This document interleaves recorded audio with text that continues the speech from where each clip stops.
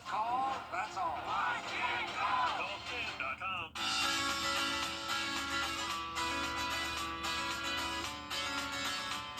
Follow News Channel 6 on Instagram. Time and temperature brought to you by Eben Gray's Roofing Service, the name you know and trust.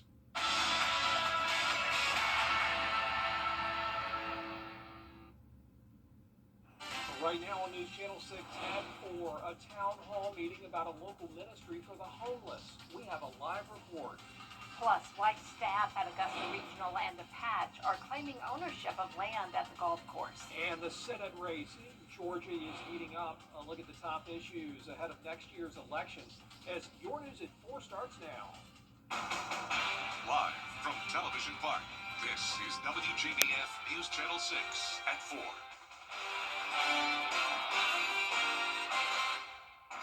Good afternoon, everybody. I'm Brad Means. And I'm Jenny Montgomery. Thanks so much for joining us. Coverage you can count on begins with questions about the future of an Aiken County ministry that serves the homeless. As we reported, community members making accusations against the Walking Tall Homeless Ministry. That's going to be a topic of conversation at a town hall meeting at Aiken Tech tonight. And that is where we find News Channel 6's Graham Lee joining us live now. Graham, several local and state leaders are expected to be there tonight. Well, that's right, Brad. Jenny. State Representative Melissa Lackey-Arimas represents District 84 here in Aiken County. She's going to be hosting tonight's meeting, and she'll be discussing a lot of different things, including public safety, along with the future of the Horse Creek Valley area. But one of the other topics on tonight's agenda is the Walking Tall Homeless Ministry controversy. Now, if you remember, we learned this past week that the homeless ministry has been under fire and that the community members have raised questions and allegations against the ministry following a concerned citizens meeting. The reported accusations include misappropriating funds and that the ministry has been moving homeless people into Aiken County from different parts of the country. We did talk to the ministry, and their director tells me that all these accusations are false. We also recently talked to those living in the Burnetown and Gloverville area that have raised these concerns. They are now calling on lawmakers and law enforcement to take action after not seeing any progress when it comes to crime and homelessness. We're seeing a steady incline in the homeless, and we don't see where they're helping the community at all. In fact, it's making it worse because crime's going up, and we see a lot more homeless. So if you're supposed to be helping the homeless, how are you doing that? So that meeting starts tonight here at Aiken Technical College at 6 o'clock. SCDOT, Burnetown's Mayor Karen Jones, along with the Aiken County Public School Superintendent Dr. Corey Murphy, are all expected to attend. Representative Arimas is also going to be sitting down with Aiken County Sheriff Marty Sawyer to talk about the issues involving the homeless ministry. Live in Aiken, Graham Lee, WJBF News Channel 6. And thank you. An 18-year-old was cited and released without arrest after a road rage crash in Richmond County. It happened last night. Deputies say the driver ran off the road, the dead-end road at Beaver Drive in a small wooded area before crashing through a house on Ridgewood Drive in Augusta. Neighbors say it may be time for a barrier on or around the road. The owner of the home says she's still in shock. I was out downtown last night. My neighbor called me and told me what happened. My first thought, I do have a pet, so I wanted to make sure she was okay. And then when I got here, it was just, I don't really have the words to describe. I'm still in shock. My brain isn't working all the way. I've never seen this happen to anyone. A car go straight through a house. It did go straight through it, didn't it? Wow. Nobody was hurt, thank goodness. Count on us to bring you updates as they become available. A big gang bust in Richmond County today. Back on September 30th, Georgia's Gang Prosecution Unit indicted 11 people on 42 counts related to gang violence. All 11 are charged with violation of the Street Gang Terrorism and Prevention Act. 6 of the suspects, Demetrius Scott, Bron Robertson, Khalil Stevens, Clarence Thomas, Damian Bell, and Jonquavius Thomas, are still wanted. The other 5 are in custody. 7 of them in all accused in a May 4th drive-by shooting at a home in Richmond County. Time now for a first check of the weather. And meteorologist Avery Gray is with us now. Avery? Hey, you guys, you can see behind me on my Live Viper 6 radar right here that we are seeing some isolated storms, especially towards our south, and that's going to continue to be the case as we remain throughout this evening. 7-day sky view cam over Augusta Marriott, you can see those overcast skies as well as a light drizzle that is falling down, and that is really making our temperatures a little bit warmer across the CSRA, especially towards our west, Sparta and Sandersville, 10 degrees warmer than they were yesterday. Temperatures here in Augusta, 79 degrees, 82 in Sandersville, overall in those upper 70s to low 80s across the board. We have a nice easterly breeze coming in around 15 miles per hour, and this evening you can expect those isolated storms to continue with temperatures reaching 73 by 9 p.m. I'll have everything you need to know about full weather in just a little bit. Back to you guys. All right, thanks a lot, Avery. Well, today is the deadline to register to vote by mail in South Carolina's upcoming municipal On the ongoing talks with the city. Horse Creek Academy is putting its mission of service into action, not by asking for grants, but by giving them. The program started in 2023 to expand Horse Creek's impact, built on flexibility, service, and connection. This year, the school is giving one $1,000 mini grant and two $500 grants to Halfway to Heaven, First Tee, and Glam Stars Institute of Dance. It's about showing students how small acts of giving can create big ripples. We also try to talk about these winners on and off campus with our kids. So it's something not just that the school's doing, but it's something the kids can be proud of, that they're part of the organization that's making a difference. Local organizations can apply through Horse Creek's website or its Facebook page. The Salvation Army of Augusta is now accepting online angel tree applications. It started this morning. Families in need who have children are encouraged to apply as early as possible. All you need to do is jump online and go to www.saangeltree.org. You can read the full application guidelines on the webpage. Tomorrow on Jenny, it is a big event and a big milestone anniversary. Miracle Mile Walk celebrates 25 years of making miracles. All of the money raised from the walk stays here in this community, ensuring that every woman has access to mammograms regardless of their ability to pay. This year's goal is $350,000, and as the director of the Piedmont Foundation tells us, there are different ways to support the walk. You can also go to the website or come to the walk and purchase our 25th anniversary limited edition Miracle Mile Walk t-shirt, which is a nice performance wear t-shirt in a hot pink. It's different for sure. Yeah. Club Car is donating a beautiful electric 4-passenger golf car, and so you can buy raffle tickets at our website, or you can come out to the walk and do it there. The details you need to know about the Miracle Mile Walk, plus AU's Brewing Queue with barbecue, live music, fireworks, and fun for the family. A big night for the Somerville campus. It's all tomorrow at 12:30 right here on News Channel 6. And we do have a programming note to tell you about. News Channel 6 at 11 is going to be on a little bit late thanks to the NFL game tonight. They kick off at 8:15, the Chiefs versus the Jaguars, and then our newscast right after the game is over. Sunday night in Charlotte, 12 became 8 as the NASCAR playoffs rolled along. Coming up, a familiar name finding his way into victory lane. Let's go! What's up, E? Charleston, Atlanta, Savannah, and even Orlando. These are just a few of the cities that law firms have come from to advertise in the CSRA. When it comes to choosing a lawyer after an accident, local experience matters. Don't you want a law firm that has deep roots here? Well, that's my firm. I'm Austin Jackson. I've been helping accident victims in Augusta, Aiken, and the entire CSRA for over 10 years. And I'm ready to help you right now. Call Austin Jackson, the Augusta guy, 706-724-7224. The field of drivers is set for the next round of the NASCAR Cup Series playoffs. Joey Logano will try for his 4th title after securing the final spot in Charlotte yesterday, but he didn't win the Roval race. Here's Mike Blasett with a recap. Once again, he's king of the road for the 5th straight time. Shane Van Gisbergen won on a road course. This time around, though, he had to work for it. Down the stretch, he and Kyle Larson were neck and neck for the lead before Van Gisbergen made the pass once and for all. We were just pushing and started that last stage out very quick, and I couldn't hold them off. They both passed me, and they had the edge, and then we got better as the race went on. So, yeah, just unreal finish.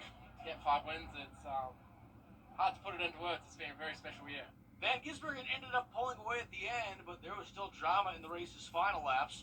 Somehow, Joey Logano was able to edge Ross Chastain for the 8th and final playoff spot. Logano now has a shot at repeating. Just kept going around and hoping to get the right spots at the right time and be able to position ourselves closer to front. Obviously, it's not going to get any closer than that. Meanwhile, it was a disappointing end for 2311 Racing. Both Tyler Reddick, who was on the pole, and Bubba Wallace were on the bubble going into this one. However, they both failed to advance. Was there just too much going on for 2311 Racing during this period to really just hunker down and get doing to what you guys are supposed to be doing? I don't think so. I mean, when you look at the 3 races, we just certainly missed the mark as a company at New Hampshire Motor Speedway. And that was a different tire that we haven't had there before, and we just missed the mark. And so then there were 8. That's all that's left competing for a NASCAR championship. They'll get their next shot next week in Las Vegas. In Charlotte at the Roval, I'm Michael Satt. NASCAR again heading to Vegas this weekend. Remember, it all starts Friday with the hauler parade down the strip. There you see those trucks representing the drivers who'll race for the checkered flag come Sunday. A live look now at the Speedway ahead of Saturday's Xfinity Series playoff race and then Sunday's South Point 400. When it comes to Las Vegas, there are several challenges on the mile-and-a-half track, including bumps and green flag pit stops. Our live coverage of all the action begins Saturday night at 7 on the CW6. We're seeing a gradual warming trend tomorrow and Wednesday, but we're cooling down to 72 by Thursday. I'll tell you why, just right after this break. Weather headlines on WJBF News Channel 6. Brought to you by Southpaw Roofing. Roofing done right. If you have Now, your most accurate forecast with WJBF Live Viper 6. Welcome back. Right now you're taking a live look into our Live Viper 6 radar where you can see we've got a ton of rainfall in those isolated thunderstorms across the CSRA. And you can see this one here in Burke and Jenkins County right there. Definitely seeing some heavier downpours, some areas of possibly even purple out there, and also near Swainsboro as well, seeing heavy downpours as well. Scott is getting a heavy downpour right now, as well as Hancock County, and you can see that there right to the east of Sparta, and also in Lincoln County near the lake. You can see that there are plenty of downpours there, but here in Augusta we are pretty clear, just a slight drizzle here and there. Taking a live look in now at our Terry Lambert Hyundai Skyview cam across Augusta Regional Airport, you can see overcast skies. Overall looking pretty dry here though. 79 degrees is your temperature, feels like 82. We have winds coming in from the southeast at 7 miles per hour. Temperatures around the CSRA in those upper 70s, low 80s across the board. We are going to see increasing rain chances this week, only a 10% tomorrow, but Wednesday a 40% chance for rain, and that is because of a cold front coming in. But until then, let's take a look at our futurecast and what you can expect. Overall, we're going to see some more isolated thunderstorms tonight, and that's going to continue into 7 o'clock, and that is going to clear up into those overnight hours.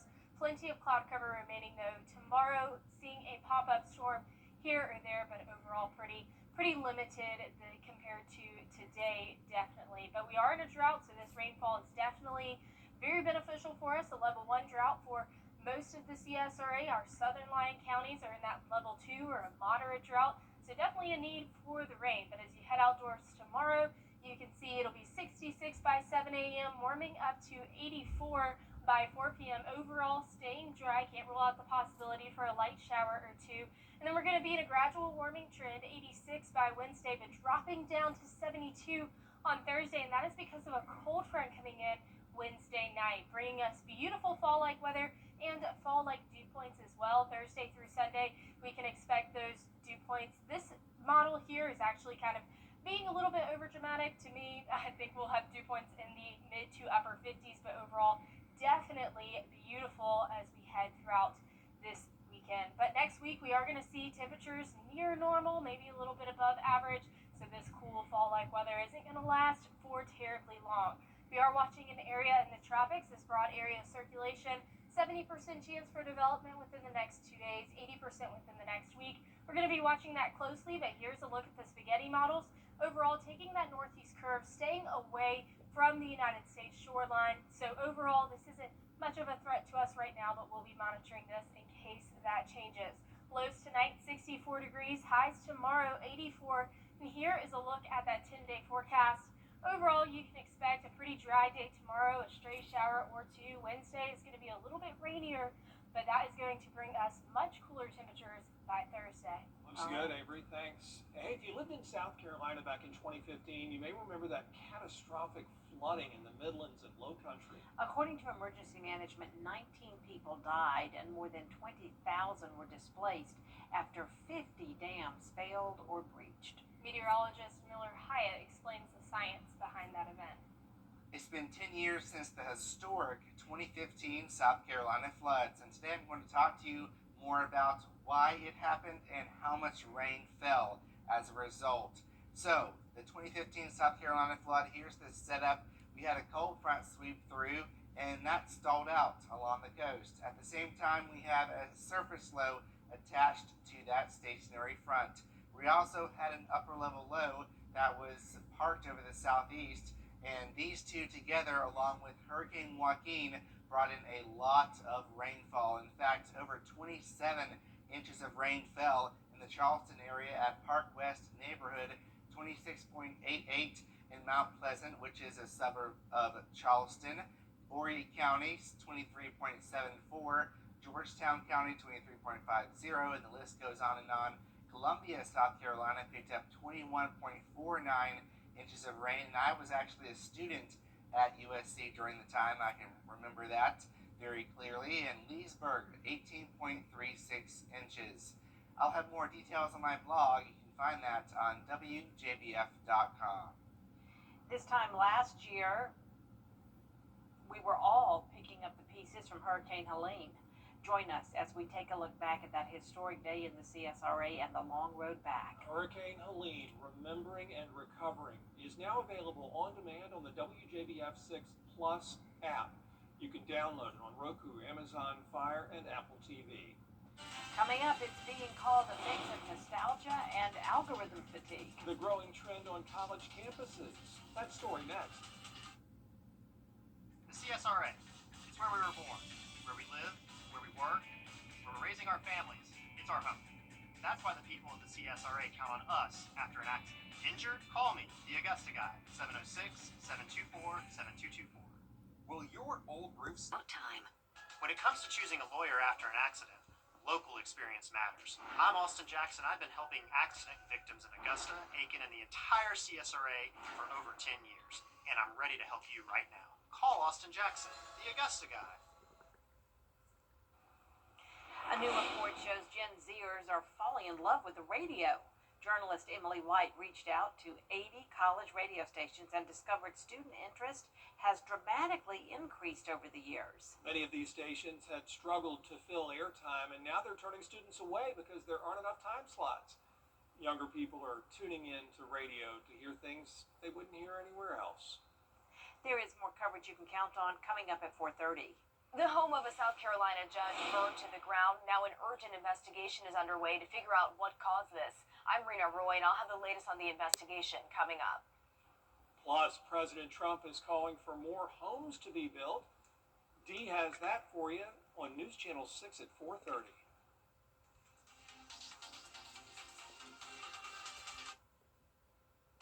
Right now at the Rooms to Go phone. Values and trusted for generations.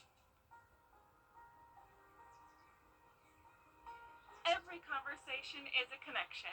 We're here to keep you in the moment. From morning walks to community events, we're here to keep you involved. Life's best moments should be heard, and we're here to make sure you don't miss a thing. Hearing Associates of South Carolina. We're here for North Augusta. The News Channel 6 mobile app is now even better. Download it today. I'm Trevor Shirley in Washington. It is day 6 of the government shutdown. I've got the latest on where things stand coming up just ahead.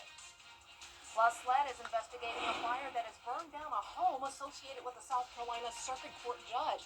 All we know so far about the case. And South Carolina State University officials reassuring students after 2 separate shootings over the weekend. Your news at 4:30 starts now. Live from Television Park, this is WJBF News Channel 6 at 4:30.